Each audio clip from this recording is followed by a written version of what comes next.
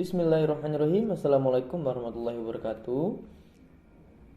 Bapak Ibu, pada kesempatan kali ini kita akan membahas tentang post-test dari topik disiplin positif pada modul 2, restitusi disiplin diri. Baik, kita akan bahas soalnya satu persatu. Kita mulai dari nomor 1. Berikut 3 dari 6 landasan filosofi mengapa restitusi muncul dan baik untuk dilakukan. 1. Kesalahan adalah hal yang normal. 2. Manusia sering tidak tahu jika mereka berbuat salah. 3. Pada saat manusia disalahkan, ia menjadi lebih kuat. 4. Restitusi memperkuat individu. 5. Restitusi membuat individu merasa dihargai dan percaya terhadap diri sendiri. 6. Individu yang tumbuh dalam proses restitusi cenderung tidak melakukan hal yang sama pada orang lain. Kira-kira ada di nomor berapa ya? Kita lihat. Ya, jawabannya adalah B, 1, 4, dan 5. Kita lanjutkan di nomor 2. Memahami alasan atau kebutuhan di balik perilaku seseorang merupakan langkah penting dalam berpindah dari evaluasi diri menuju restitusi diri. Sehingga penting bagi seseorang untuk kita lihat, A. Mengetahui cara memenuhi kebutuhan dirinya. B. Memahami dampak dari perbuatan pada orang lain. C. Mengerti bahwa semua orang memiliki kebutuhan dasar yang sama. Dan D. Memahami bahwa perasaan negatif tidak ada hubungannya dengan kebutuhan dasar.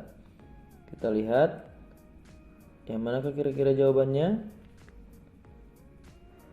Ya, jawabannya adalah yang C. Mengerti bahwa semua orang memiliki kebutuhan dasar yang sama. Kita lanjutkan yang nomor 3.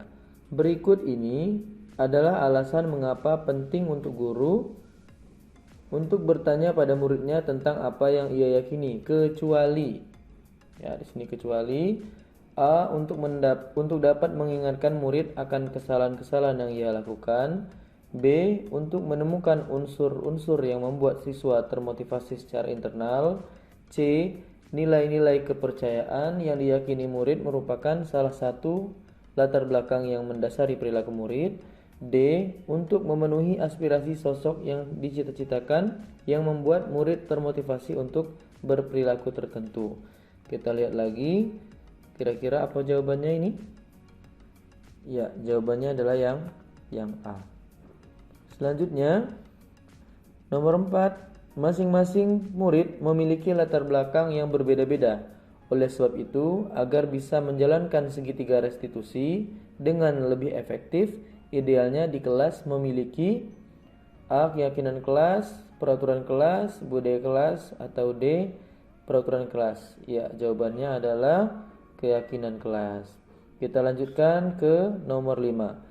Restitusi disiplin diri adalah metode untuk menyusun kembali model disiplin di sekolah yang mengajak murid untuk melakukan hal-hal berikut, kecuali A. Mengidentifikasi kembali tindakannya. B. Menemukan pemecahan masalah yang ia lakukan.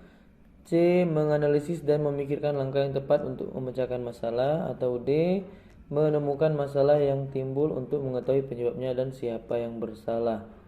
Jawabannya adalah yang D ya. Selanjutnya nomor 6. Berikut ini adalah kalimat yang bisa diucapkan oleh guru untuk mengubah identitas murid yang melakukan kesalahan dari orang yang gagal menjadi orang yang sukses. Kecuali A. Kamu berhak kok merasa begitu. B. Ibu atau bapak guru tahu kok kamu anak baik. C. Ibu bapak guru juga pernah melakukan kesalahan itu. Atau D. Bukan kamu saja yang tidak berhasil dalam pelajaran ini. Kira-kira jawaban yang mana? Ya, ini ya. D. Bukan kamu saja yang tidak berhasil dalam pelajaran ini.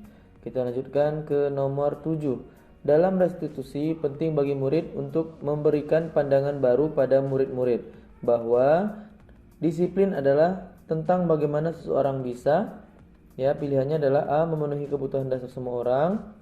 B. Mengikuti nasihat dan saran dari orang tua dan guru. C. Patuh pada peraturan dan undang-undang yang berlaku. Atau D. Memenuhi kebutuhan dasar dirinya dengan tetap memperhatikan kepentingan orang lain. Kira-kira jawabannya apa? Ya, memenuhi kebutuhan dasarnya dan tetap memperhatikan kepentingan orang lain. Kemudian lanjut ke 8. Pada saat ada murid melakukan kesalahan, guru perlu menormalkan kesalahan dan kegagalan tersebut agar murid ... Setiap tindakan yang dilakukan manusia, baik atau buruk, memiliki alasan dan tujuan. Tujuan dari setiap tindakan tersebut adalah memenuhi kebutuhan dasar. Berikut yang merupakan kebutuhan dasar selain bertahan hidup adalah, ini pilihannya, merasa bersalah dan menyesal, tidak mengulangi kesalahan yang dibuat, berpikir bahwa guru memahami situasinya, kemudian bisa mengakses bagian otak untuk berpikir rasional. Oke, kira-kira jawabannya apa?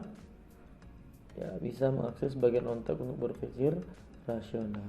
Kemudian berikutnya, The Negosian memberikan strategi untuk melakukan restitusi dengan segitiga restitusi. Segitiga ini dapat membantu memahami perilaku murid dan membimbing murid untuk belajar dari kesalahannya dan menjadi individu yang lebih baik. Berikut adalah sisi-sisi segitiga restitusi. Oke, sebelumnya kita sudah lihat videonya tentang segitiga restitusi. Oke, jawabannya adalah ya ini ya, menstabilkan identitas murid, memvalidasi perilaku murid yang salah, kemudian menanyakan keyakinan murid. Oke, soal terakhir. Setiap tindakan yang dilakukan manusia, baik atau buruk, memiliki alasan atau tujuan. Tujuan dari setiap tindakan tersebut adalah memenuhi kebutuhan dasar. Berikut ini yang merupakan kebutuhan dasar selain bertahan hidup adalah, oke, kira-kira jawabannya yang mana? Ya, jawabannya adalah yang A, cinta, kekuatan, kemandirian, dan kebahagiaan. Baik, Bapak Ibu, kita bisa mengecek kembali jawaban kita apakah ada kekeliruan atau ada yang belum yakin. Tapi kalau sudah yakin, kita bisa langsung kumpulkan jawabannya. Oke, bismillahirrahmanirrahim. Alhamdulillah, ternyata apa yang kita kerjakan tadi hasilnya adalah baik, ya. Demikian Bapak Ibu, itu tadi adalah pembahasan post-test modul 2 dari topik disiplin positif, yaitu restitusi disiplin diri. Mudah-mudahan ada manfaatnya. Insyaallah kita bertemu lagi di pembahasan post-test berikutnya. Terima kasih. Assalamualaikum warahmatullahi wabarakatuh.